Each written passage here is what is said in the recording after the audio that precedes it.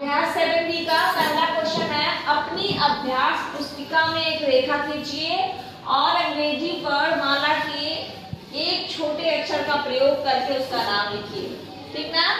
तो अभ्यास पुस्तिका में एक रेखा खींचनी है, तो इसके लिए आप लोग ऐसे रेखा खींच दीजिएगा और वर्णमाला के अनुसार ऐसे एल। इस लाइन का नाम क्या रख दिए? एल, जो ए पॉइंट और बी पॉइंट से होकर गुजरती है। रेखा का क्या नाम है? एल। अगला देखिए क्वेश्चन नंबर 2, अपने आसपास में उपलब्ध वस्तुओं की सहायता से कोई 3 उदाहरण दीजिए जिसमें रेखाओं का बोध होता है। क्या होगा? रेखाओं का बोध होता है। तो देखिए जो खिड़की की छड़ है ना, खिड़की की छड़ भी एक रेखा का बोध देती है। किसी भी चीज का किनारा, जैसे पुस्तक का किनारा है ना, साड़ी का किनारा, हाँ ये है मेज, चौपट का किनारा, मेज का किनारा। ठीक ना? तो किसी भी चीज का किनारा, जैसे मेज का किनारा या मेज की साइड, मेज का साइड या मेज का किनारा। और क्या बताओगे? चौपट का किनारा, साड़ी का किनारा, डेस्क का किनारा, हाँ घंटा किनारा। अपने आसपास की उपलब्ध वस्तुओं से बताना, 3 उदाहरण देना, 3 उदाहरण दे दिए। साड़ी का किनारा, ये सब किसका बोध देता है? रेखा का बोध कराता है। नेक्स्ट क्वेश्चन हम देखेंगे। क्वेश्चन नंबर 3 है, रेखा और किरण में अंतर चित्र खींचकर स्पष्ट करना है। तो देखिए रेखा जो होती है ऐसे चित्र बनाते हैं उसका, ठीक, और किरण का चित्र बनाते हैं ऐसे। ये रेखा है और ये है किरण। अब इसमें अंतर देखिए, यहाँ पे एरो लगा है और इधर भी एरो लगा है। इसका मतलब कि दोनों दिशाओं में क्या होगी? इसका विस्तार अपरिमित होगा, असीमित होगा। रेखा का दोनों दिशा में विस्तार क्या रहता है?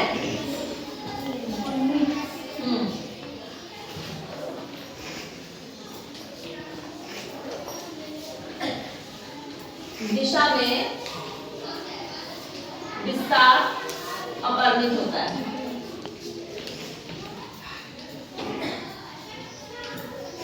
आई बात समझ में? नेक्स्ट है,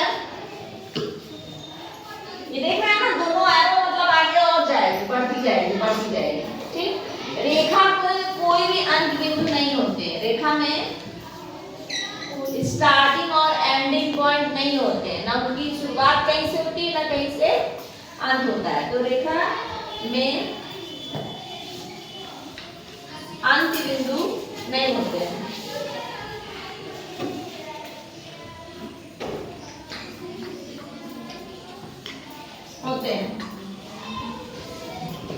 नेक्स्ट है, जो रेखा है उसको ऐसे प्रदर्शित करते हैं। रेखा को जैसे AB लिखा है तो AB के ऊपर ऐसे बना देंगे। ये है रेखा को ऐसे प्रदर्शित करते हैं।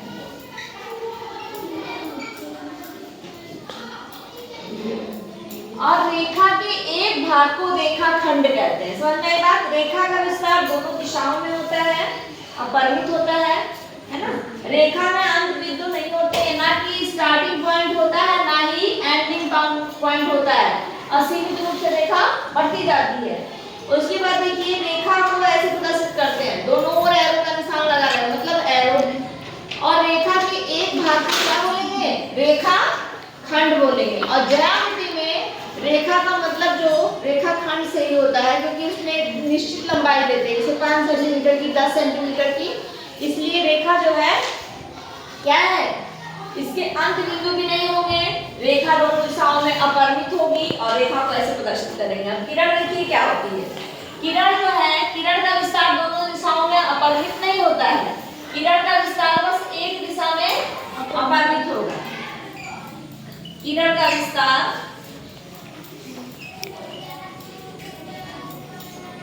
सिर्फ एक दिशा में अपरिमित होगा, क्योंकि एक ही और एरो लगा है।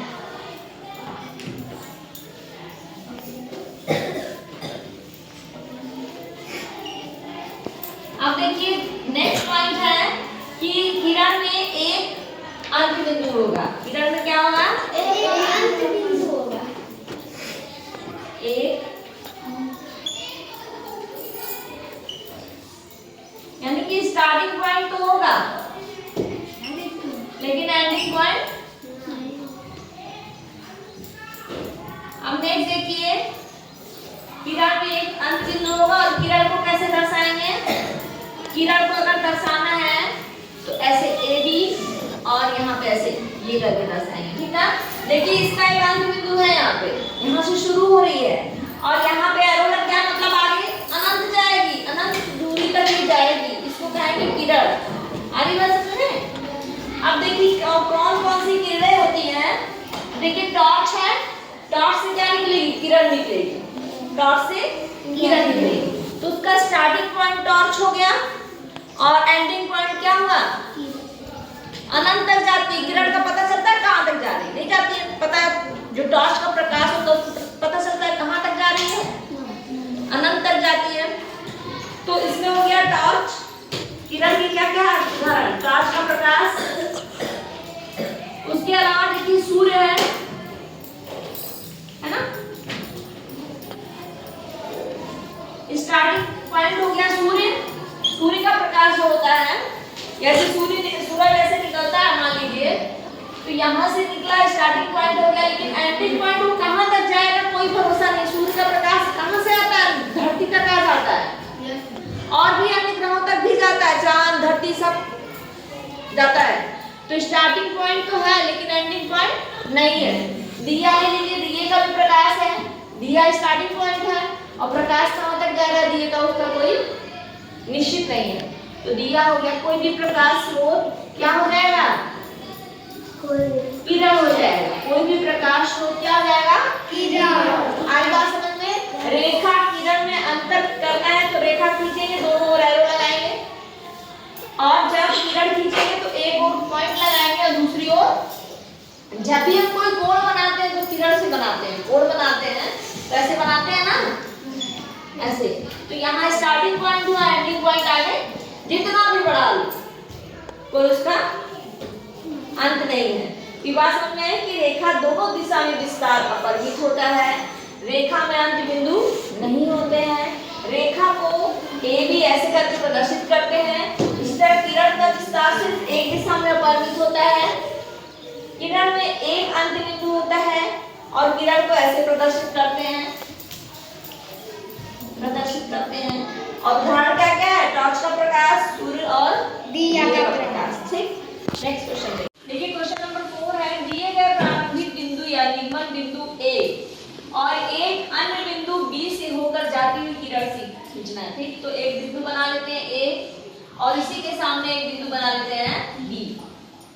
ये ए बिंदु है और ये बी, इससे होकर जाती हुई किरण खींचना है।